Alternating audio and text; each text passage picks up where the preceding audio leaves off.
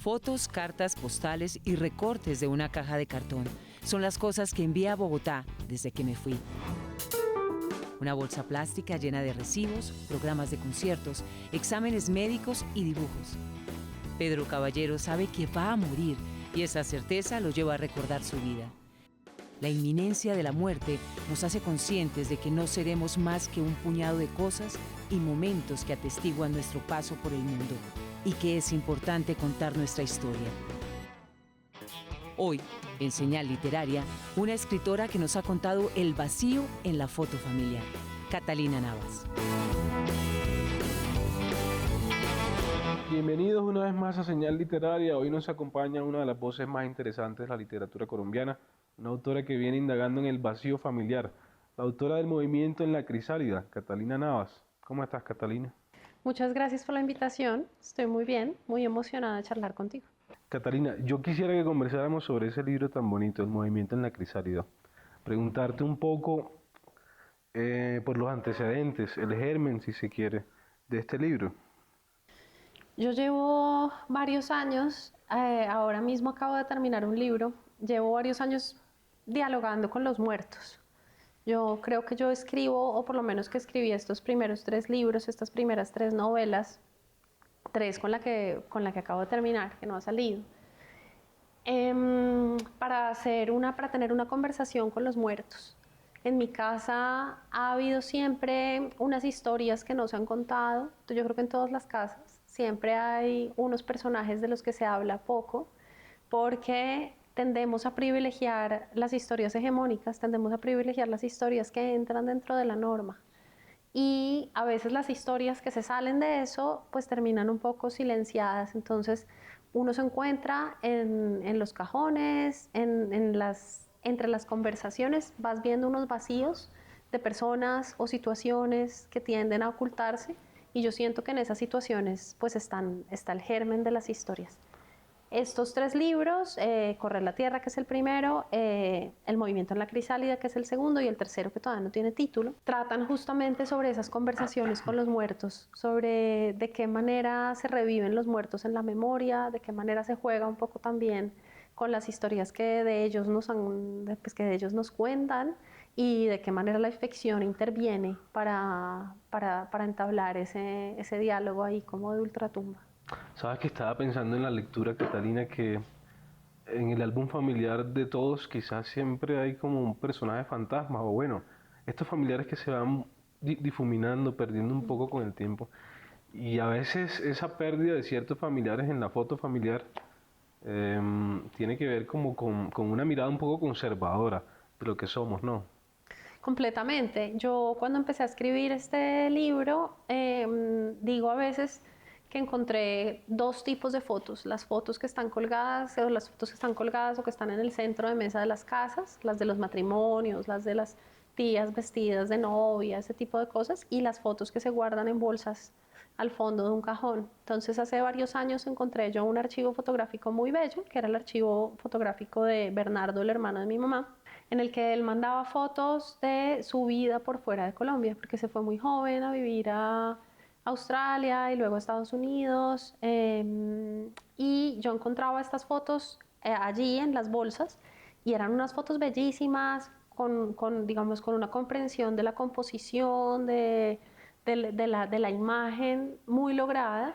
Y por detrás tenían todas, él siempre explicaba dónde estaba y contaba un poquito, no solamente del lugar donde estaba, sino también hablaba un poquito de sí mismo. Y en estas narraciones muy fragmentarias, pues yo fui descubriendo que había un personaje que él mismo en lo que había escrito estaba buscando ser narrado. Y entonces empecé a indagar, y pues era un personaje del que mi familia no hablaba mucho. Entonces, claro, usualmente tendemos a hablar más de quienes tienen una pareja, de quienes han constituido parejas por un hombre y una mujer, pero por ejemplo los familiares homosexuales, pues no, de ellos casi no se habla, ese tipo de cosas. Claro, sí. Pienso que es como un personaje familiar que se va perdiendo un poco como en cierta bruma, pero también con una mirada políticamente correcta de las familias. El hecho de no hablar de cierto familiar como una reticencia, ¿cierto? Algo extraño a veces en algunas familias. Derrida dice que los archivos son siempre muy conservadores. Ajá. que el archivo siempre es conservador, el archivo siempre borra lo que se desvía de la norma. Entonces, claro, están los archivos, digamos, físicos y duros, como las fotos, pero también las narraciones que hacemos del pasado tienden siempre a virar hacia lo conservador. Mi apuesta es justamente por darle un poco la vuelta, como si uno tuviera un guante y le dieras la vuelta para ver cómo está hecho, cuáles son las costuras que están por dentro del guante. Esta es una novela, Catalina, en la que pues el personaje Bernardo termina enfermo de VIH, ¿cierto? Así es. Termina sufriendo por esa enfermedad, pero me parece llamativo que no es una estructura lineal, sino que él como que echa mano de todos los recuerdos para reconstruir lo que fue su vida y nos va contando en una secuencia que no es lineal necesariamente, nos va contando lo que fue su vida desde la infancia hasta el momento en el que le toca migrar.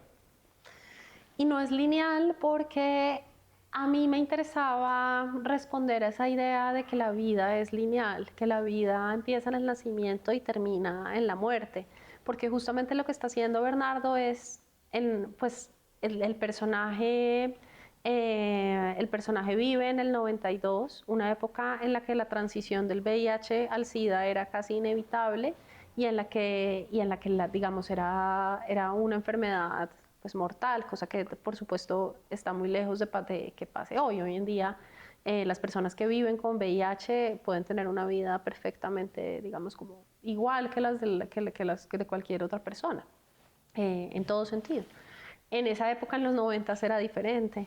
Entonces él se enfrenta a la posibilidad de la muerte y la novela quiere romper un poco con esta idea de que el fin de la novela es la muerte. O sea, la novela no termina cuando él muere porque precisamente él quiere contestar esa idea de que la muerte es el fin de todo, de que la muerte es el fin de una persona y que la muerte por una enfermedad es el fin de una persona.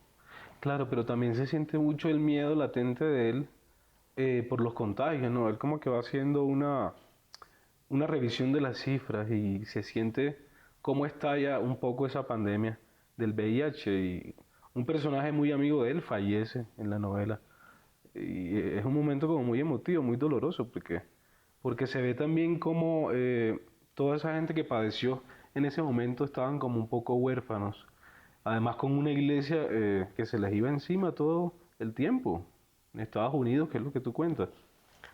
Me llama mucho la atención lo que dices de la orfandad, porque, por ejemplo, yo hablo con mis amigos que pertenecen a la comunidad LGTBI, mis amigos mayores que tienen 50, 55 años, personas que sobrevivieron a esa epidemia.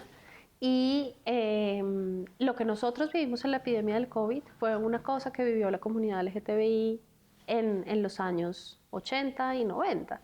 Es la idea de pensar que habías podido construir una familia por fuera de tu familia y de repente que venga una epidemia y pase lo que pasó. Además, Catalina, el personaje de esta novela, Pedro Caballero, sí, nos cuenta un poco que o es algo que se siente con la lectura, la homosexualidad, incluso en una época que estaba perseguida en el Código Penal, estaba registrada como una conducta punible, ¿cierto? Así es.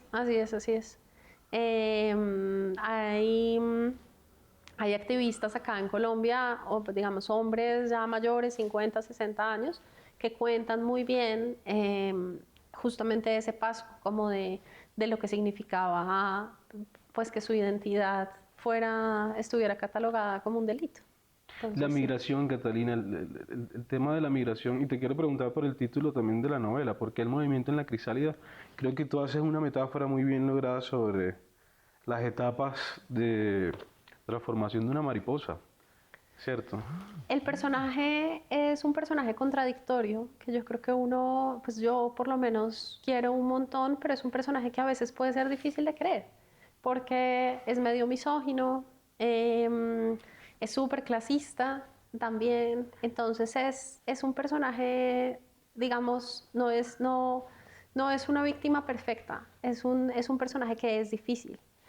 tiene una hermana a la que claramente la hermana tiene como tiene una depresión y él es súper egoísta y no es capaz ni siquiera de ver a la hermana, a la mamá tampoco las ve. Es un personaje difícil.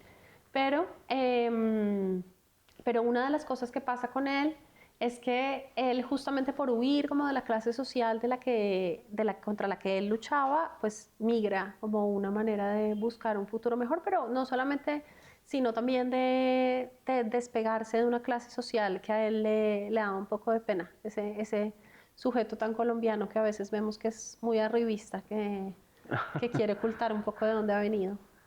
Bueno, y algo muy llamativo de esta novela, Catalina, son los collages de fotos que acompañan el texto, que yo pensaría que es él, que aparece ahí en varios momentos, pero tengo entendido que son collages prácticamente pues que tú misma Sí, elaboraste.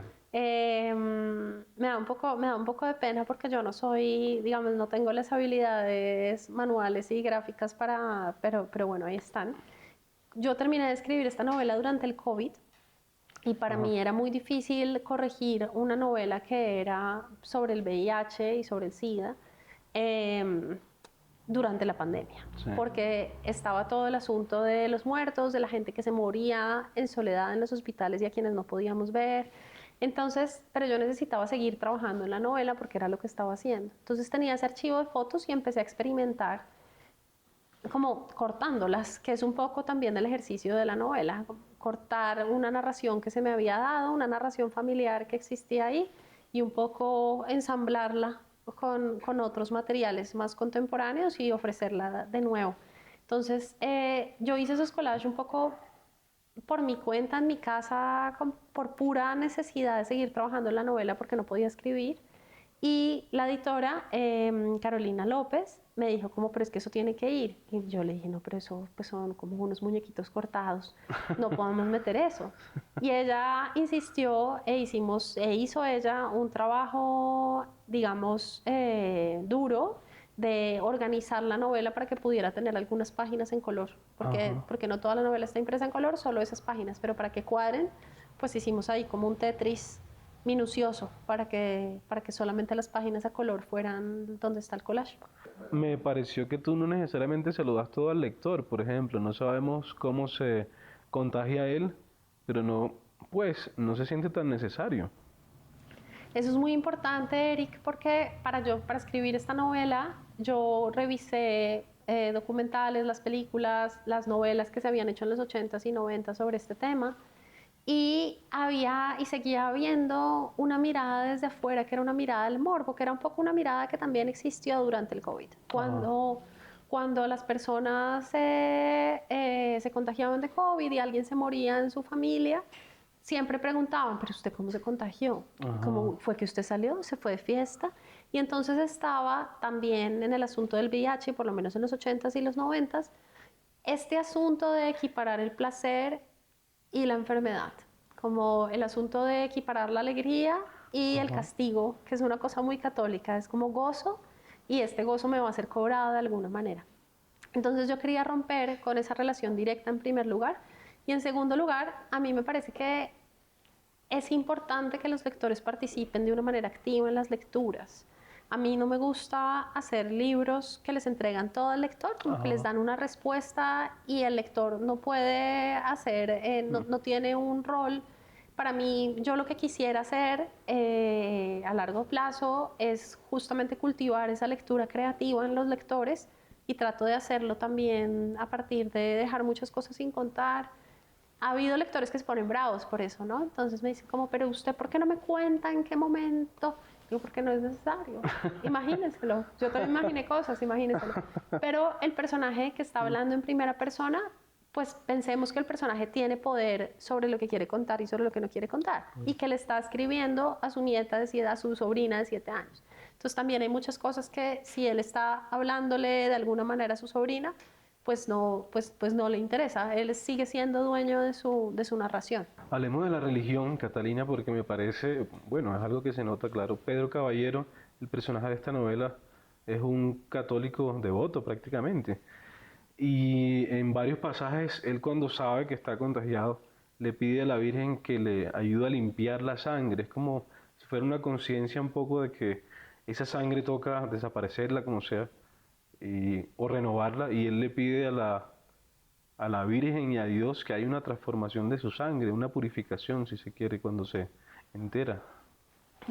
Toda la novela está montada también sobre la idea de la resurrección de Jesucristo. El personaje es otra de sus contradicciones. Hay un momento, hay una escena en la que él va a protestar a una iglesia, pues porque justamente la iglesia en los 80s había hecho algunos anuncios de que, pues de que usar preservativos estaba mal y ese tipo de cosas. Entonces él protesta en una iglesia, pero aún así sigue siendo muy católico. Es otra de sus contradicciones. Y ahora me preguntabas antes sobre el movimiento en la crisálida, y es que hay algunas imágenes en las que Jesús es concebido como una mariposa, como la mariposa muere, digamos, la oruga debe morir para convertirse en mariposa, que es un poco lo que le pasa a Jesús, ¿no? Jesús debe morir en su cuerpo físico para convertirse, para ascender y pues digamos tener otro tipo de existencia, que es un poco lo que le pasa a las mariposas también. Las mariposas construyen una suerte de sudario, se refugian quietas y renacen. Entonces el movimiento en la crisálida justamente habla de esa quietud que existe antes de pasar a otra etapa de vida, que después de la muerte, pero que no necesariamente es, pues que no es la desaparición y el olvido, es otro tipo de vida, que esa es una cosa que me interesa trabajar, como cómo viven los muertos en nosotros después de que han desaparecido y qué tipo de vida tienen. Ajá. Justamente sobre eso que estás diciendo, es que tengo por aquí algo anotado. La vida que se nos va, la vida que no vivimos, yo creo que es algo que hace parte como del relato, ¿no? Como, es decir, pienso que hay una angustia en este personaje por contar su vida, por contarnos lo que fue. Él sabe que va a morir, pero pienso que tiene una angustia como por contarnos su vida, como porque eso no se pierda. Todos esos momentos, esos flashbacks, se quiere. Sí, la angustia no necesariamente es por morir, sino es una angustia por no desaparecer en el relato. Ajá. Entonces, esa es la urgencia. Sí. Digamos, si a ti te dijeran, te quedan 3 meses de vida, ¿qué vas a hacer con estos 3 meses? Pues este personaje responde dejar un relato dejar un relato que sea mío. Yo no quiero que los demás me cuenten, no quiero que los demás me cuenten, que además si te pones a pensar, pues es un sinsentido, porque yo es que sí soy la sobrina de Bernardo, estoy contando por él lo que él no contó. Claro. Entonces es súper contradictorio, pero pues ahí está el juego de la ficción. Bueno, y porque es algo que se siente también en tu otra novela, en Correr la Tierra. Yo creo que en tu obra quizás hay una constante como por llenar los vacíos, ¿no? Por llenar el vacío de ciertas pérdidas, de las relaciones familiares un poco conflictivas. Sí, yo creo que yo no diría conflictivas necesariamente, sino de contraponer otro relato. Ajá.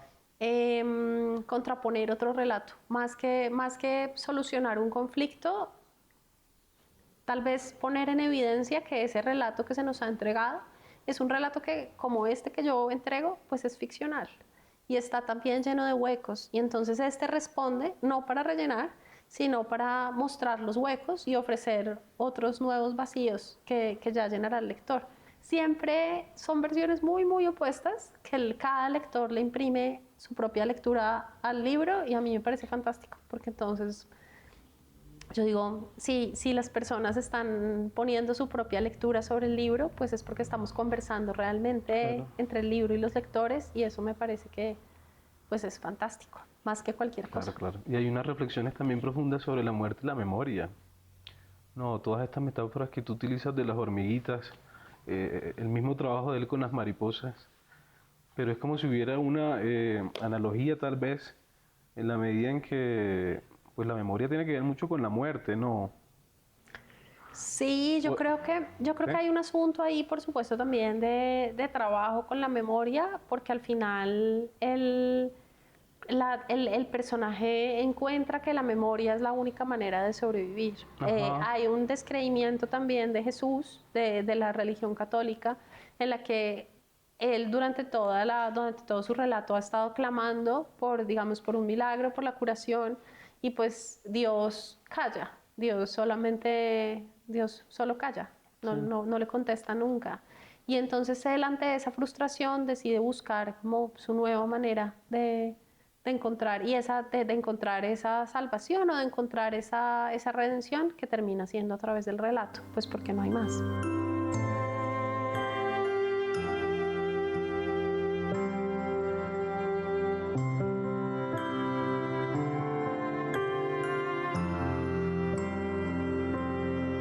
Bueno, Catalina, conversemos también sobre la transformación humana en el tiempo, ¿no? Una transformación que se parece a la de las mariposas, no sé si fue lo que quisiste decir. Va por etapas y nunca somos totalmente los mismos. Este personaje es entomólogo, Ajá. entonces está obsesionado con las mariposas. Y empieza su camino de investigación en el Parque Nacional, justamente, como un espacio que también es una referencia a los libros de Molano, de Un beso de Dick, por ejemplo, o Vista desde una acera, en la que el Parque Nacional es importante.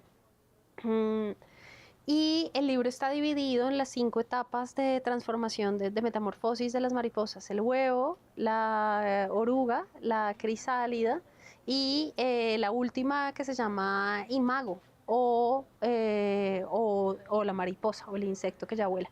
Imago, yo en algún momento pensé en ponerle imago a la novela, pero me desaconsejaron porque nadie sabe lo que es imago y uno aparentemente no le puede poner un nombre a una novela en el que la gente necesite ir al diccionario.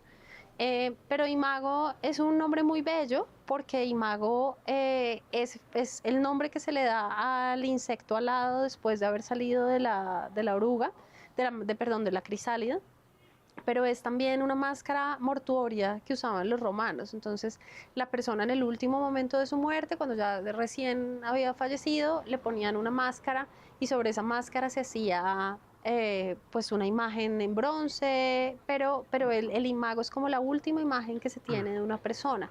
Entonces me gustaba mucho esa contraposición entre la resurrección de la mariposa, o el elevarse después de haber muerto en la crisálida o de parecer estar muerta en la crisálida, y la contraposición de la imagen la imagen del muerto, como qué nos queda de los muertos, cuál es la imagen que de los muertos nos queda. Entonces, digamos, mentalmente esta novela tiene un título alternativo en mi cabeza, que es Imago, pero pues no es el título del aire. Eso está muy bonito, Catalina. Y también hay unas reflexiones muy profundas sobre el cuerpo, me parece. A veces él siente como un poco de vergüenza de sí mismo, pero hay como una reflexión sobre querer habitar el cuerpo de otra manera, querer mostrar el cuerpo de otra manera. Él siempre, el personaje de esta novela, Pedro Caballero, siempre está buscando liberarse del cuerpo, liberarse de las ataduras del cuerpo, de la homofobia que encontraba entre sus amigos, su colegio, su familia, por eso emigra, de las opresiones de clase. Siempre está tratando como de despegarse de una etapa, como de una capa de algo que lo cubre. Podría uno pensar que es un personaje que es análogo a una mariposa, y entonces también por eso me parece providencial que estemos acá en Las Cigarras, justamente. Pero también uno podría pensar que es como una serpiente que se va tratando de desprenderse de todas sus capas, siempre encuentra una nueva. No era tan fácil, no era tan fácil para él. El título, Catalina, Movimiento en la Crisálida. Es un título que me ayudó a encontrar una amiga. Yo soy malísima para poner títulos. Una colega escritora, amiga, Andrea Salgado, una noche nos sentamos a trabajar en el título, porque la novela tenía primero ese título de Imago, que a mí me gustaba, pero digamos en la editorial me habían dicho como no, es imposible ponerle ese título. Y otros títulos fatales, que yo digo que eran como de telenovela de los 90s. O sea, ya no me acuerdo, pero recuerdo que yo misma sabía que eran fatales. Y nos sentábamos y le empezamos a dar vueltas, y caímos en la idea de que lo que me interesaba a mí eran esos movimientos imperceptibles, o lo que ocurre cuando se cree que está muerto alguien, un insecto, una persona, un relato, y que cuando aparentemente en esa muerte aparente, todavía hay vida y todavía hay porvenir en eso que aparentemente está quieto. Uno tiende a pensar que las crisálidas están quietas, están inmóviles, pero hay un gran movimiento dentro de las crisálidas, dentro de las cosas que parecen durmientes. Esa dormancia me interesa un montón. Bueno, Catalina, gracias por estar aquí en Señal Literaria. Muchas gracias, Eric. Muchas gracias a los colegas de Señal Literaria por la invitación. Este espacio seguirá siendo tu casa para cuando quieras volver. Para cerrar, te invito a que nos leas un fragmento de tu bonita novela. ¿Te parece si leemos el inicio? Dale, perfecto. Bueno, entonces como les estuvimos contando, esta novela habla sobre un personaje que vuelve a Colombia después de haber vivido unos años en Estados Unidos. Sacó fotos, cartas, postales, papeles y recortes de una caja de cartón. Son las cosas que mandé a Bogotá desde que me fui. Hay también una bolsa plástica llena de recibos, programas de conciertos, exámenes médicos y dibujos. Son los papeles que conservé durante mis años en el exilio. A mi izquierda, lo que envié por correo postal. A mi derecha, las cosas que yo mismo guardé para no olvidar. Los papeles viejos están amarillos y tiesos, los nuevos dejan tinta en la punta de los dedos y los aprieto duro. Mi hermana y yo pequeños, en un balcón que no recuerdo, en el año 73. El tiquete de avión que me trajo de regreso hace unos meses. 14 de julio del 92, asiento 14C. Agarro de la bolsa plástica un cuadernillo impreso a lo barato, un folleto de ACT UP. En las páginas interiores veo la imagen borrosa de un hombre flaco. Está trepado en el segundo piso de un edificio, en la cornisa de un gran ventanal donde cuelga un pendón. La imagen de ese hombre flaco viajó desde el pasado, pasó por la lente de alguien, fue revelada en un cuarto oscuro en Nueva York y terminó su recorrido en el closet de mi mamá en Bogotá. La imagen hace su viaje hacia el futuro y yo voy al pasado a encontrarme con un tiempo que ya no existe. En la mitad nos cruzamos. Es el tiempo raro de la memoria y de las cosas que la contienen.